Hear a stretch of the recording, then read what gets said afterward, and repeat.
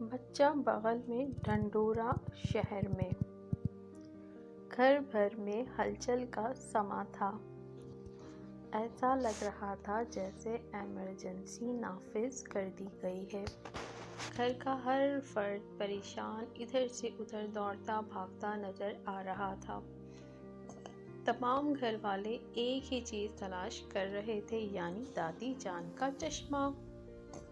جب سے دادی جان کو بھولنے کی بیماری ہوئی تھی، آئے دن وہ اپنی کوئی نہ کوئی چیز کہیں نہ کہیں رکھ کر بھول جاتی تھیں اور شامت آ جاتی تھی گھر بھر کی، کیونکہ جب تک وہ چیز مل نہ جائے دادی جان نہ خود سکون سے رہتی اور نہ ہی کسی اور کو چین سے بیٹھنے دیتی۔ اور چشمہ تو ان کے لیے بہت ہی حساس اور نازک معاملہ تھا، کیونکہ اس ضعیفی کے عالم میں بھی دادی جان اپنے بچپن کے شوق اور مشغلے کتب بینی کے بنا نہیں رہ سکتی۔ نزدیکی نظر کمزور ہونے کی وجہ سے دادی جان پڑھنے کے لیے چشمہ لگاتی تھیں۔ صبح سویرے تلاوت کلام پاک اور اس کے بعد صبح ناشتے کے ساتھ تازہ اخبار پڑھنا دادی جان کا روزانہ کا معمول تھا۔ کل شب ہی تو انہوں نے اپنے چھوٹے سے کتب خانے سے نسیم حجازی کی کتاب خاک اور خون نکالی، جو آج ان کو پڑھنی تھی۔ آج صبح جب قرآن حکیم پڑھنے کے لیے دادی جان نے میز سے اپنا چشمہ اٹھانا چاہا تو وہ اپنی جگہ موجود نہ تھا۔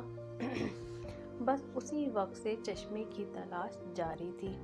گھر کے ہر کونے کی تلاشی لی جا رہی تھی۔ مختلف افراد مختلف سمتوں میں چشمہ ڈھونڈ رہے تھے، حتیٰ کہ واشنگ مشین، فریج اور کپڑوں کی الماری تک میں چشمہ تلاش کر لیا گیا۔ امی نے تو باورچی خانے میں مصالحوں کی برنیوں تک میں چشمہ دیکھ لیا تھا۔ پریشانی میں دادی جان کا بلڈ پریشر بڑھ گیا تھا، جو ان کی صحت کے لیے خطرہ تھا۔ امی نے جلدی سے بلڈ پریشر کی دوا دے کر ان کو آرام کرنے کے لیے کہا، لیکن تلاوت کلام پاک کے بغیر دادی جان کو بے چینی ہو رہی تھی۔ جو صورتیں ان کو زبانی یاد تھیں وہ پڑھ چکی تھیں، اور پھر آج تو ان کا قرآن پاک ختم ہونے والا تھا۔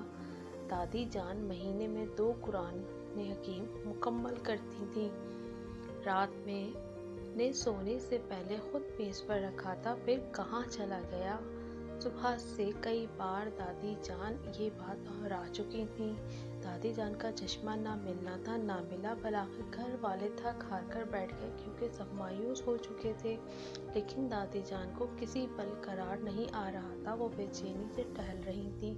ان کو یوں بے سکون دیکھ کر سب لوگ دوبارہ دادی جان کا چشمہ تلاش کرنے لگے۔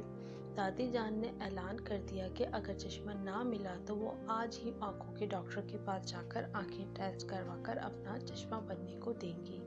ابا میاں نے تسلی دی کہ انشاءاللہ۔ بہت دیر سے گھبراہٹ میں چہل قدمی کرتی دادی جان بہت اداس اور پریشان اپنے تخت پر آ کر بیٹھ گئیں۔ دادی جان کی عادت تھی کہ پان کی گلوری منہ میں ڈال کر مطالعہ شروع کرتی۔ صبح سے دادی جان کو پریشانی میں پان کھانے کا خیال تک نہ آیا تھا۔ چاشت کی نماز پڑھ کر انہوں نے پان کھانے کی نیت سے پاندان کھولا تو سامنے ہی پان کی ٹرے میں دادی جان کا چشمہ رکھا ہوا تھا۔ ارے یہ تو یہاں رکھا ہے۔